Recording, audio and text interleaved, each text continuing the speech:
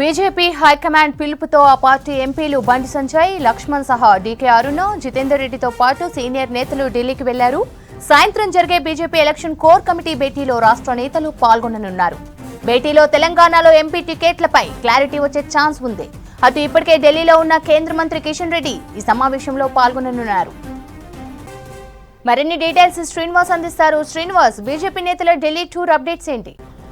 Sravanthi, Bharatiya Janata party ముఖ్య నేతలు ఢిల్లీ వెళ్లారు. కొద్దిసేపటి క్రితము మరికొంతమంది నేతలు కూడా బండి సంజయ్, ఈటల రాజేందర్, డీకే అరుణ, తర్వాత లక్ష్మణ్ వీళ్ళంతా కూడా శంషాబాద్ ఎయిర్పోర్ట్ చేరుకున్నారు. ఉదయమే బీజేపీ రాష్ట్ర అధ్యక్షుడు కిషన్ రెడ్డి ఢిల్లీ వెళ్లారు. ఈ నేతలందరూ కూడా ఈరోజు జరిగేటువంటి BJP national election core committee సమావేశంలో పాల్గొంటారు.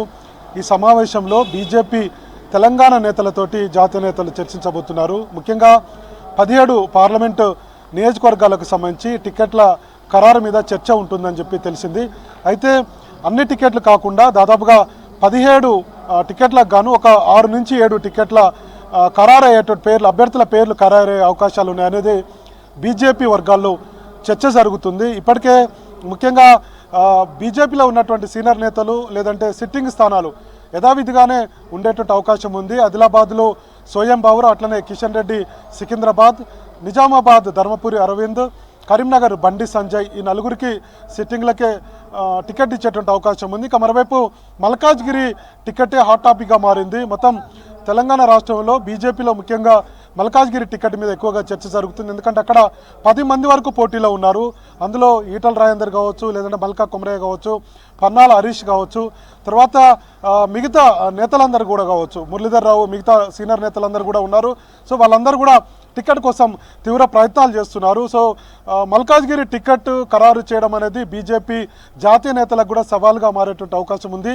సో ఇప్పటివరకు అయితే మనకున్నటువంటి సమాచారం 3 పేర్లు పంపించినట్టుగా తెలుస్తుంది. అందులో ఈటల రాజేందర్, మరోవైపు మాజీ మంత్రి దేవేంద్ర గౌడ్ కొడుకు వీరేంద్ర గౌడ్, అట్లనే బీజేపీ సీనియర్ నేత మురళీధర్ రావు, ఈ 3 పేర్లను ఇప్పటికే రాష్ట్ర బీజేపీ జాతీయ నాయకత్వానికి పంపినట్టుగా ప్రచారం అయితే జరుగుతుంది. అట్లనే మిగతా 16 పార్లమెంటు నియోజకవర్గాలకు సంబంధించి కూడా ముగ్గురు పేర్లను పంపించినట్టుగా పార్టీ వర్గాల్లో చర్చ అయితే జరుగుతుంది. సో ఫైనల్గా ఈరోజు జరిగేటువంటి సమావేశంలో బీజేపీ ఎన్నికల కోర్ కమిటీ సమావేశంలో జాతీయ అధ్యక్షుడు జేపీ నడ్డాతో పాటు మరి కొంతమంది సీనియర్ నేతలు ఉంటారు. అమిత్ షా కూడా ఈ సమావేశాలు ఉండే అవకాశం ఉందని చెప్పి బీజేపీ రాష్ట్ర నేతలు చెప్తున్నారు. కాబట్టి ఒక క్లారిటీ, మొత్తం 17 నియోజకవర్గాల్లో ఎవరెవరు పోటీలో ఉన్నారు, ఇప్పటి వరకు రాష్ట్ర నాయకత్వం వచ్చినటువంటి 3 పేర్లలో ఎవరి పేరు ఖరారు చేయాలన్నటువంటి అంశాల మీద సుదీర్ఘంగా చర్చ జరిగేటువంటి అవకాశం ఉంది. ఇప్పటికే భారతీయ జనతా పార్టీ 10 ఎంపీ సీట్ల టార్గెట్ తోటి దాదాపుగా 5,000కు పైగా కిలోమీటర్లలో బీజేపీ సంకల్ప యాత్ర పేరుతోటి బస్ యాత్ర నిర్వహిస్తుంది. పెద్ద ఎత్తున ప్రజల్లోకి వెళ్తుంది.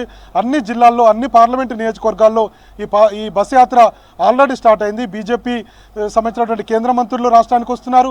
బీజేపీ జాతీయ నాయకత్వానికి సంబంధించినటువంటి నేతలు ఈ సంకల్ప యాత్రలో పాల్గొంటున్నారు. మోడీ చేపట్టినటువంటి విజయాలు కావచ్చు, మోడీ తీసుకున్నటువంటి నిర్ణయాలు కావచ్చు, ఈసారి మరోసారి బీజేపీకి ఓటు వేయండి అన్నటువంటి విషయాలను, రాముడిని ప్రతిష్ఠించాం, సమస్య ఎప్పటి నుంచో ఉండే, సో ఇవన్నీ కూడా ఒక్కొక్క సమస్యను పరిష్కరిస్తున్నాం, ఈసారి కూడా భారతీయ జనతా పార్టీకి ఓటు వేయండి అని చెప్పి పెద్ద ఎత్తున ఈ సంకల్ప యాత్ర ద్వారా కోరుతున్నారు. సో ఇప్పుడు ఒకవైపు ప్రచారం, ఇంకొక వైపు టికెట్ల విషయం మీద మొత్తానికి బీజేపీ టికెట్ ఆశిస్తున్నటువంటి నేతల్లో ఒక టెన్షన్ అయితే నెలకొన్నది.